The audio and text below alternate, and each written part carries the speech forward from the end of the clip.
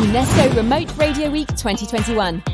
Get ready for a week devoted to helping radio stations broadcast remotely. Hello everyone, welcome to this next session in Remote Radio Week.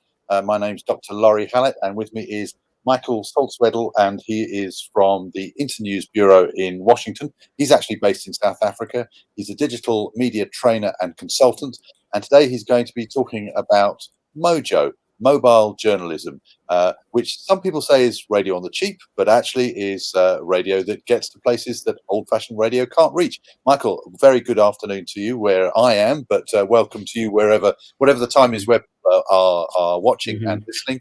Over to you. Thanks, Lawrie. I'm coming to you from Cape Town, where it's a bit overcast, but we're going to have a sunny and bright Mojo session. And yes, there is indeed a common misperception that Mojo is just cheap and bad quality, but that's totally not true. And I hope to convince people in the next 20 minutes more in that regard. So we're going to jump straight into what I have prepared for everyone today. And we're going to get stuck into Mojo on a budget. Mojo, of course, stands for mobile journalism. And that's all about the art, I like to think of it as. Perhaps a bit of science as well, but mostly the art of capturing and editing and finessing and distributing high quality content to social media audiences or traditional radio audiences with not much equipment, which is the beauty of it. You can have everything you need just in your backpack, in your pockets, and with you as you go anywhere to do your work. So we're going to be looking at harnessing the power of your phone to gather, edit, distribute high quality audio content, particularly in this session, but video is obviously also a big one for Mojo, to wider audiences. The bit.ly link to this session is on your screen right now. If I could ask one of the facilitators just to pop that link into the chat so that people who are in this session are able to view these slides at a later point or follow along as we go along. A lot of the resources I'm including today do have a link, and so you'll be able to access those links via this bit.ly link, which is these slides. So yes, I represent Internews. I'm a pandemic media mentor with Internews, doing all sorts of digital geeky things, both within Internews and with their various partners and projects around the world. We do a lot of media development work, specifically focusing now on vaccine storytelling, COVID storytelling in this pandemic time. So let's have a look at this poor little intimidated smartphone in the middle of this gang of now outdated devices. The humble smartphone has replaced all sorts of things that not too many years ago we needed as separate independent items: the telephone, the alarm clock, email or post, messaging, calculators, calendars, radio, cameras, and of course music players. So now all of these devices, all of these functions are very well done by just one device, and that is the device that is sitting on your desk right now or in your pocket right now, or maybe you're even watching this session on your phone. So smartphones have become really powerful and capable in the last few years. And social media usage as well is rising extremely quickly in most countries around the world. And a trend we're seeing in most countries is that people are using their phones predominantly to access social media. So the idea as journalists is for us to meet people where they're at, and people are moving away from traditional televisions and radio sets, and they're moving to consuming content via their mobile phones. They might still consume TV and radio content, but that content is being consumed on a different device, which is the smartphone, and often via social media. So as journalists, one thing that hasn't changed with all this tech is that we still need to make sense of the world around our audiences. That's why they rely on us.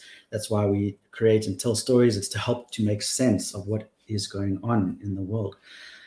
This means producing factual, compelling stories, regardless of the tech that we use to produce those stories or the tech that's used to consume those stories. And also, I can't do a digital journalism session without mentioning misinformation. So it's really important for us to use our phones responsibly and not get involved in rumor sharing and spreading fake news, but to still act as gatekeepers, of the truth. Okay, so using smartphones, particularly for audio journalism, normally we would speak quite a lot about video as well, video being the most sort of compelling and engaging type of content on social media, according to various research. But audio is spectacularly important as well, obviously. Without good audio, your video is going to flop.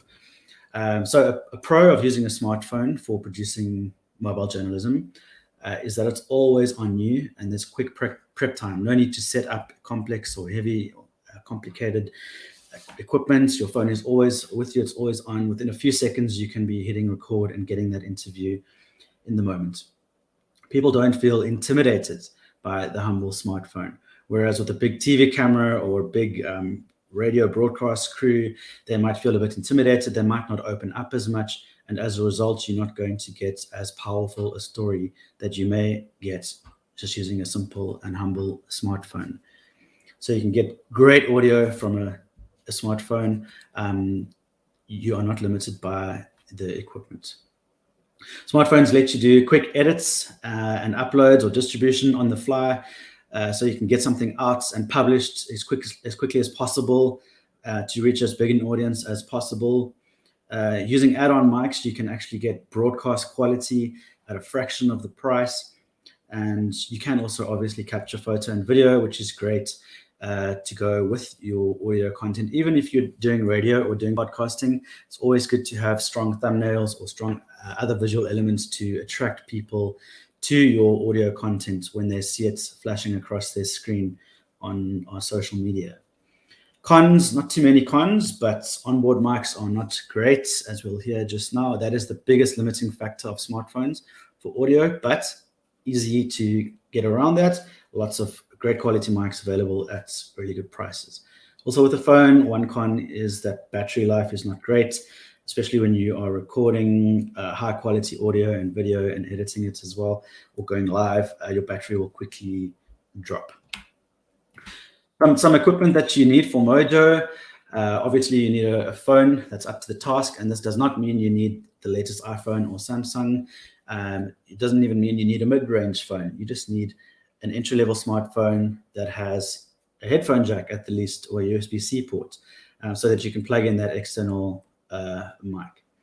Power bank would really go a long way, because when we really need our batteries to be full, when we really need our batteries, they tend to be empty, and when we really don't need them, they tend to be full. That's just the Murphy's Law of smartphone batteries. So make sure you have a power bank with you if you're going out into the field, so you can keep your phone nice and juiced up. Storage, this mostly applies to video, but high quality WAV files being recorded onto phones can also use a lot of storage. So make sure you have enough storage space for what you set out to do on a given day. And it's easy to extend the storage of your phone if you have an Android phone by just using one of these extra little mini SD cards. Then extras. People can go crazy with all sorts of extras for their Mojo kits, and it's quite overwhelming what's actually out there and available to extend and enhance your production. But the most important thing is really just a good quality extra microphone that you plug in to your phone, either via your stereo jack or via your USB-C ports, your lightning ports, or via Bluetooth. Those are the four main ways of connecting a microphone to your phone.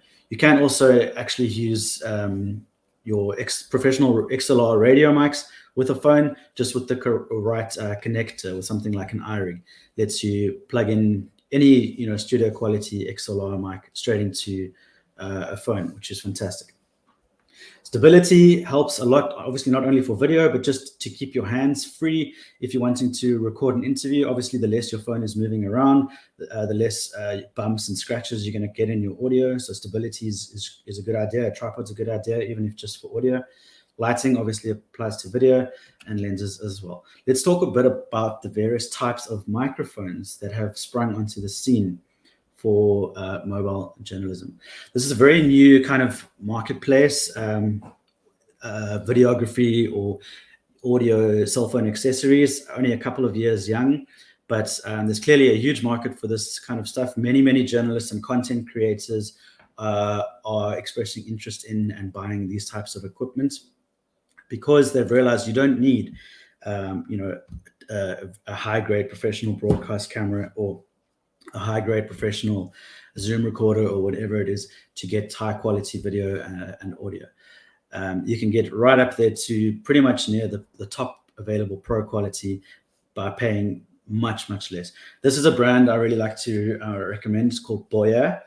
The quality of Boya is pretty much 95% of the quality of Rode, which is regarded as the top name in sort of mobile microphones, but you're going to be paying about a third of the price for Boya. So if you are on a shoestring budget and you're okay with just slightly below the absolute best possible quality, then I would recommend going for Boya.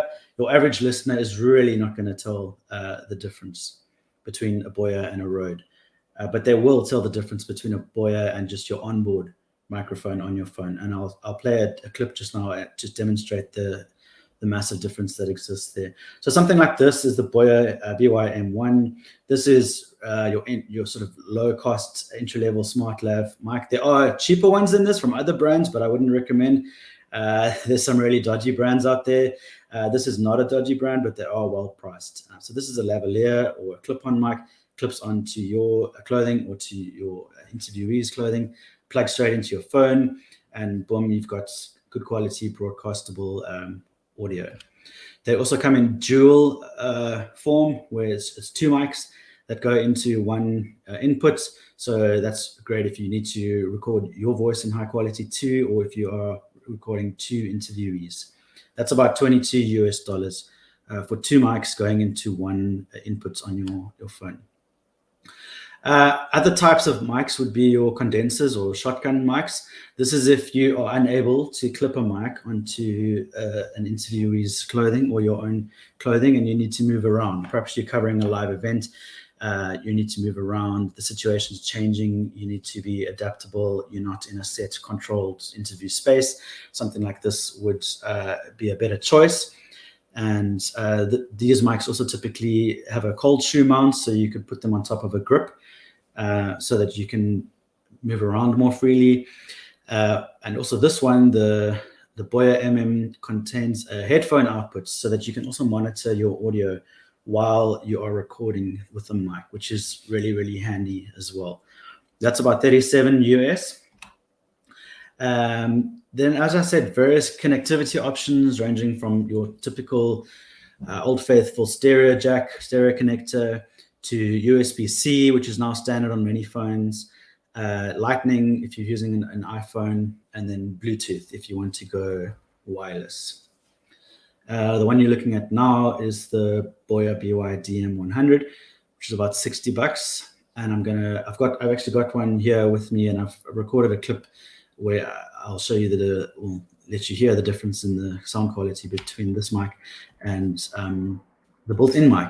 Now, I've got a Samsung S21, which is quite a high-end phone, and so you'd think that the onboard mic would be pretty good, but it's not when you compare it to something like this $60 Boya microphone. So generally, the rule of thumb is that onboard mics on smartphones are rubbish. Sure, you can record a WhatsApp voice note and you can make phone calls, fine. But as soon as you want to record anything higher quality, it's going to be a no-go. So here's a little clip, and hopefully you can see and hear this. So this is just a quick video to demonstrate the difference in audio characteristics and quality between the built-in mic on a typical cell phone, which I'm using right now, and something like this, which is the BY DM100 stereo condenser mic for smartphones. It also comes with a windshield. So this is the audio directly from the phone. Now I'm going to plug in this Boya mic and we'll hear the difference. All right, so the Boya stereo condenser mic is plugged in now, and you should be able to hear a very clear difference in the audio quality compared to just using the onboard mic on the phone. Okay, so I'm not able to see comments right now, but hopefully people could hear that, and you can hear the very stark difference between the onboard mic on on a flagship phone and a cheap plug-in mic from Boya. Not cheap as in no good, but well priced. We're talking about budget shoestring here. So Boya really delivers great results for a third of the price of some of the top end brands like Rode. So the difference there is super easy to hear. So it makes a big difference. So this is just then if you want to go sort of upper level and explore more options, you can also look at wireless systems like this, which is from Comica.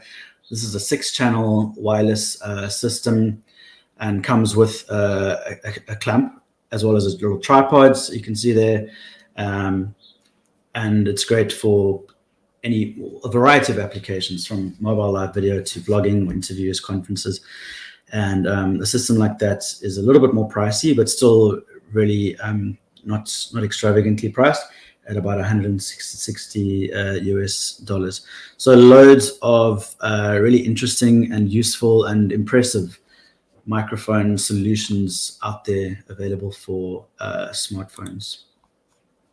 Boya and other manufacturers sell often a kit which contains everything you might need to get started if you want to get started in mobile journalism.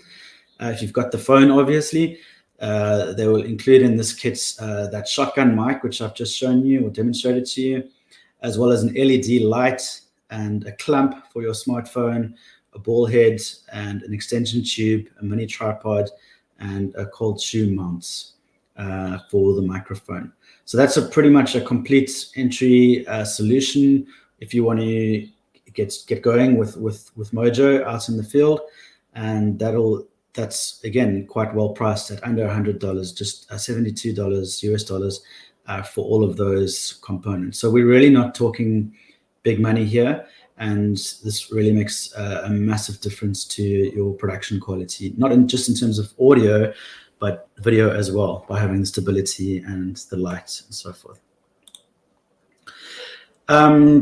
Of course, with different connections and different accessories, it can become a little complicated. Certain mics not working with certain phones, this not working with that. I'm sure we've all encountered those kinds of frustrations. So there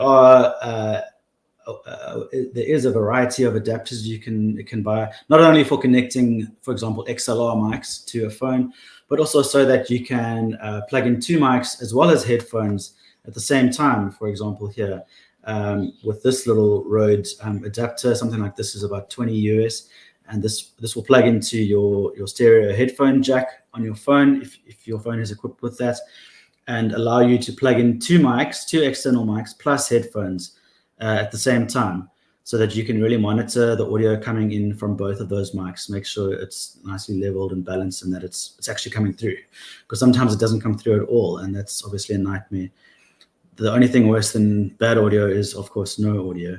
So sometimes this kind of situation does happen where you plugged in your mic and you think you're good to go, but actually there's no audio signal coming in. So it's really good to be able to monitor your audio as well with something like this. Just to go back, to this mic, some of the mics do have their own headphone jacks. So, for example, this one, which would mean you wouldn't need something like this, but yeah, different approaches for different conditions. Okay, let's talk a little bit about some smartphone sound tips and tricks for Mojo, for good audio Mojo. Flight mode is the first tip, and flight mode is really important for 2 reasons. Number one is that you'll obviously avoid interruptions when you are busy recording. Phone calls, text messages, notifications, these can distract you or your interviewee. They can make a noise, they can cause a vibration, which will come through in the audio recording. So we don't want anything to interrupt. So flight mode will turn everything off. And the second reason is that it also helps to save battery because it's not looking for signal the whole time.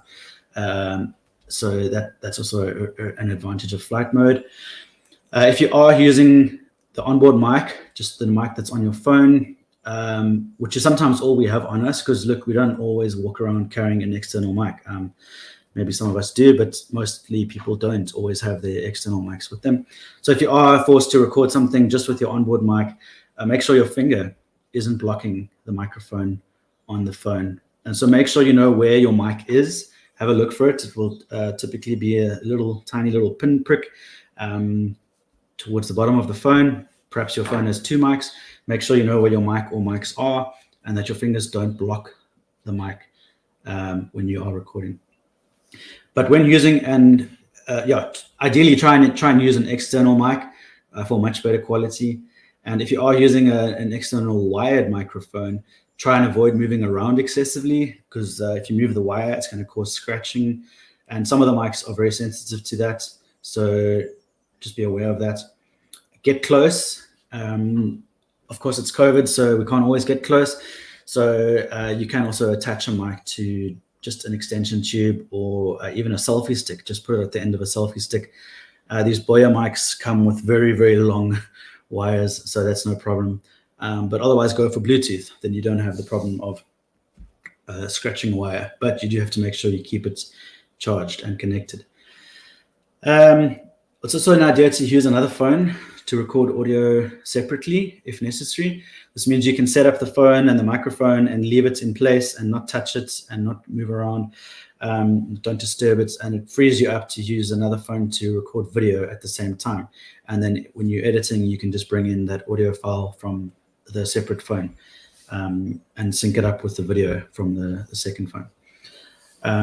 And another reason that using a second device is a good idea is just for backup.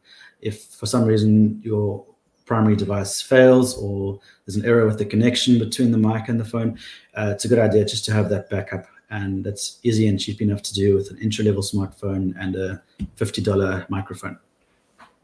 And test your audio to make sure it's working, recording. Don't just plug in the mic and think you're good to go. It's really important that you are getting a signal coming back from that mic. So monitor it with headphones, or at least if you don't have headphones, play back the audio and see if it's actually coming through on the phone. Some apps, recording apps, will let you monitor audio levels and even boost the levels. So try and use apps that allow you to do that. Generally, your native app, camera app or audio recording app that comes with your phone won't show you those levels or allow you to boost. So you might need to play with some other apps. So let's say you've gone out and gathered and recorded the content you want, you've edited it together, you're happy with what you've got, you want to distribute, you want to get it out on air. I'm not going to talk much about going on air on traditional radio. I'm sure that's been covered very much and extensively through this week, but I just want to touch briefly on what makes a good story or good content for distribution on social media, particularly, since that's where the majority of audiences are increasingly. And it's always going to come back to people. This has been true in journalism for decades. It's going to continue to be true. People love stories about people, particularly people that can relate to, or everyday heroes, people that they can just be encouraged or inspired by, or even angered by, on the contrary. So strong sense of character needs to come through. And the nice thing about audio is that obviously we can pick up not only someone's voice, but the ambient sound, the environmental sound that's happening around that person, which is an extremely important part of a story as well. So pay attention to the ambient sound that's coming through and be conscious of whether it's contributing to the story. If it's not, can you remove it or go somewhere else? If it is, can you bring the audience's attention more directly to it? Ambient audio can be a very rich part of audio storytelling. And then just, don't neglect compelling visuals. While we are mostly focused on audio this week, audio and visual go hand in hand often. And often on social media, we can't grab someone's attention with audio. They have to first click play, but we can grab their attention within 0.2 seconds with a visual, a strong thumbnail for your podcast or a strong image, whatever it is. So also just be aware of capturing compelling visuals when you are capturing and working with your audio. Various types of audio ingredients, if you like, that may be included in compelling Audio Mojo, ambient sound, interviews, obviously, yourself, whether you do a piece to camera or just a narration, a voiceover. Your own voice is a really important component of audio storytelling as well, obviously, and you can do that in high quality and to great effect with a mobile phone. Music can add a sense of emotion if used carefully to your productions, depending on what you're doing. Sound samples and effects as well, and I'll show you 2 free places to get a lot of those. Normal phone calls, obviously those are not great quality just over normal cell phone networks, but you can record phone calls and use bits of them in productions. Bear in mind, you do need to get permission from whoever you're talking to record the call for legal reasons, and preferably establish that call over the internet where the quality can be much higher. Even a WhatsApp call, if both people have access to good Wi-Fi, the WhatsApp call is going to be of a much higher quality than a normal phone call. And then you can record that call using various apps and use bits of that audio in your production. So just a couple of different types of audio ingredients which you can work with on your phone. In terms of apps, Corin Podger in the previous session or the session before that one went through a couple of really, really good apps. So if you saw that session, great. If you didn't, check out the recording. WavePad is my preferred audio editing app and recording app for both iOS and Android. It's a free app with a paid option for premium features. And WavePad lets you record and edit on your phone or tablet and exports in really high quality, like WAV files, lossless. So if you don't want or need compression, then you don't need to use that. You're not limited to low bitrate MP3 files, as many sort of apps do limit you to. You can use almost lossless WAV files, and also do things like eliminate echoes and remove background noise, amplify your signals, which is really, really great, all on your phone. So that's WavePad for Android and iOS.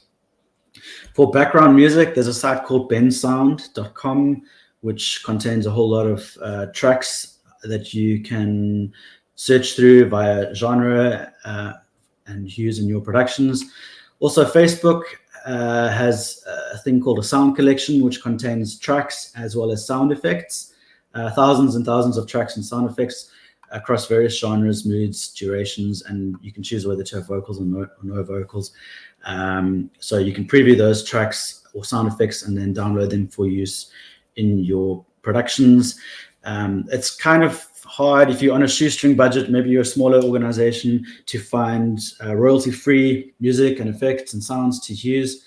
But things like this Facebook sound collection and the YouTube audio library make that a lot easier, because there's just thousands of royalty-free and free music tracks and sound effects. So this is the YouTube audio library, which is part of your Creator Studio, which you will have if you have a channel on YouTube. So that's where to find music and sound effects. And lastly, if you are interested in knowing more and learning more and doing more Mojo, then a good resource is this Facebook group, which is called #MojoFest Community. And this group was formed around the MojoFest conference, which happens annually. And this group is frequented by professionals from all over the world who have a lot to say and advise about equipment and techniques and storytelling using mobile phones. So do join that group if you are interested in Mojo. And then, sorry, just super lastly, I know we've run out of time now. If you are looking into a place to help you create podcasts and edit your podcasts and distribute your podcasts all for free, Anchor.fm is pretty good. It's free and it lets you upload your podcasts, and then it distributes them to all the top platforms and gives you monetization options as well. So that's a favorite of mine as well, Anchor.fm. Okay, that's 30 minutes. I'm going to stop the share and see if there are any comments. Oh, there's a lot that's come through here. Okay. How are we doing for time? Can I answer some questions? I think you can, Michael. I think I have to go to another session, but if you're happy to answer the question, Ramakrishnan's question in particular, that would be great. I may come back. I will mute myself, and but if you're happy to do that, thank you very much. A very interesting presentation. Lots of examples, which I hope people found useful. And thank you, Michael. Thanks once again. Okay, thank you. I'll take Ramakrishnan's question. Yeah, Michael is going, and Laura is going to leave, and I'm just coming with you for this question and round up the session. So yeah, I think we had the presentation before from Corinne, and we said in the chat that she answered also with some tools, but maybe you can answer with what audio editing software you should recommend. Yeah, so the one I just showed, WavePad, works really well. You can experiment with the free version, and then if you need to, you can upgrade to the paid version. It's just a couple of dollars. So I'm just reading your question. Boya smartphone mics, yep, they're really good. Can you comment on your experience with audio editing on the smartphone? I would say, for complex productions, I would still prefer to use a PC. It's just easier. But if you're out in the field and you need to get something sent back to studio or out on social media as soon as possible, then it's very feasible to do basic edits on your phone. In points, out points, removing ums and ahs, and reducing the noise and so forth. So something like WavePad is absolutely perfect for that. But as soon as you want to go into kind of longer form, multi-track, highly polished productions that are perhaps not breaking news, I would probably still use a PC. All right. Thank you very much, Michael, for all those very interesting informations. If someone wants to contact you, what's the best way? They can look me up on Twitter. Twitter? Otherwise, my email address is on the front page of those slides. If we can just put the link again into the chat. Well, I just wrote down that the link was a bit hard because it's a lowercase. It's an uppercase I and a lowercase L at the end. So I did make a short one. I think I called it Mojo Radio Week. Yeah, okay, because that was kind of tough on the presentation. So, but I managed to find it. So I shared it on the comments. So no problem. It's bit.ly/3Q26Y, and then it's an uppercase I and lowercase L. And then your video is blocked. So if you can just grant access to the video if people wants to watch it. So that's right. Okay. Thank you for that. Okay, so that people can access it. Thank you very much. We have to go with WHO now to finish this English day today. Thank you very much, and hope to see you soon. Bye. Thank you, everyone. Bye. Take care.